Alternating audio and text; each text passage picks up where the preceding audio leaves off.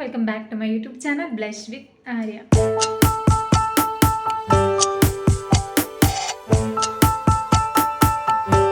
കൂടുതൽ പേരും എ സിയിലൊക്കെ ഇരിക്കുന്നവരായിരിക്കും.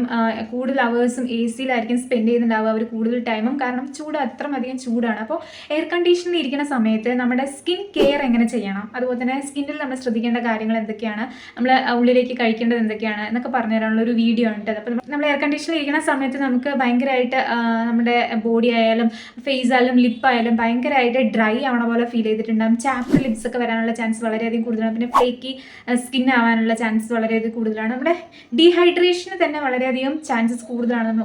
കൂടുതൽ ടൈം ഒരു 8 hours മേലെ നമ്മളൊരു എയർ കണ്ടീഷനിൽ നമ്മൾ ഇരിക്കുകയാണെങ്കിൽ നമ്മുടെ ബോഡി ഭയങ്കരമായിട്ടും ഡീഹൈഡ്രേറ്റ് ചെയ്യും. അതുകൊണ്ട് തന്നെ നമ്മൾ ശ്രദ്ധിക്കേണ്ട കാര്യങ്ങളാണല്ലോ ഞാൻ പറഞ്ഞുതരാൻ പോകുന്നത്.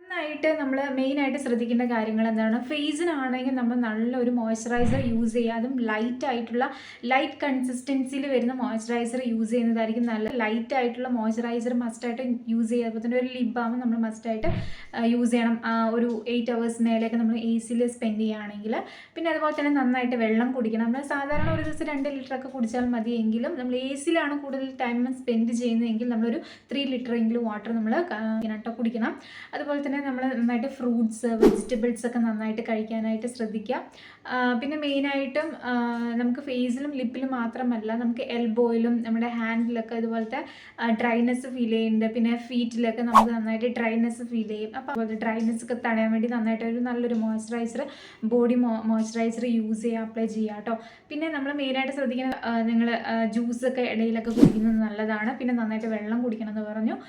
ഗ്രീൻ ടീ ഒക്കെ ഉണ്ടെങ്കിൽ ഗ്രീൻ ടീ ഒക്കെ കുടിക്കുന്നതൊക്കെ നല്ലതാണ് കേട്ടോ. അപ്പോൾ വാട്ടർ മെലൺ പോലത്തെ ഫ്രൂട്ട്സ് ഒക്കെ നന്നായിട്ട് നമ്മുടെ ഹൈഡ്രേറ്റ് ചെയ്യാനൊക്കെ നന്നായിട്ട് ഹെൽപ്പ് ചെയ്യും. അപ്പോൾ കൂടുതൽ ടൈം സ്പെൻഡ് ചെയ്യുന്ന ആൾക്കാരാണെങ്കിൽ നന്നായിട്ട് മോയ്സ്ചറൈസർ അപ്ലൈ ചെയ്യുക, ലിപ് ബാം അപ്ലൈ ചെയ്യുക. ഇത്രയൊക്കെ നമ്മൾ കുറച്ച് കാര്യങ്ങളൊക്കെ ശ്രദ്ധിച്ചാൽ തന്നെ ഈ ഒരു എക്സ്ട്രീം ഡ്രൈ സ്കിന്നറാണെങ്കിൽ അവരുടെ സ്കിൻ ഭയങ്കരമായിട്ട് ഡ്രൈ ആക്കുക. അപ്പോൾ ഇതൊക്കെ ഒന്ന് ശ്രദ്ധിച്ച് വെച്ചാൽ ഈ ഒരു ഡ്രൈനെസ് ഒക്കെ മാറ്റാനൊക്കെ നന്നായിട്ട് ഹെൽപ്പ് ചെയ്യും. ചാപ്റ്റർ ലിപ്സ് ഒക്കെ ഉണ്ടെങ്കിൽ അതൊക്കെ ഒന്ന് മാറാനൊക്കെ നന്നായിട്ട് ഹെൽപ്പ് ചെയ്യും കേട്ടോ. പിന്നെ ഞാൻ ലിപ്പിൽ പിഗ്മെൻറ്റേഷൻ മാറാനുള്ള ഒരു വീഡിയോ ഇട്ടിട്ടുണ്ട്. നിങ്ങൾക്ക് വേണമെന്നുണ്ടെങ്കിൽ കണ്ടു നോക്കൂട്ടോ. എളുപ്പത്തിൽ നമുക്ക് വീട്ടിലിരുന്ന് മാറ്റാൻ പറ്റിയിട്ടുള്ളൊരു ടിപ്സാണ് ഞാൻ പറഞ്ഞിട്ടുള്ളത്. അപ്പോൾ വീഡിയോ ഞാൻ ഇവിടെ കൊടുക്കാം, അല്ലെങ്കിൽ ഡിസ്ക്രിപ്ഷനിൽ കൊടുക്കാം. അപ്പോൾ വേണമെന്നുള്ളവർ കണ്ടു നോക്കാം. ചാനൽ സബ്സ്ക്രൈബ് ചെയ്യാതാണ് കാണുമെങ്കിൽ സബ്സ്ക്രൈബ് ചെയ്യുക, അടുത്താണ് ബെല്ലൈക്കൺ കൂടി ക്ലിക്ക് ചെയ്യുക കേട്ടോ. വീഡിയോ ഇഷ്ടപ്പെട്ടാൽ ലൈക്ക് ചെയ്യുക. ബൈ.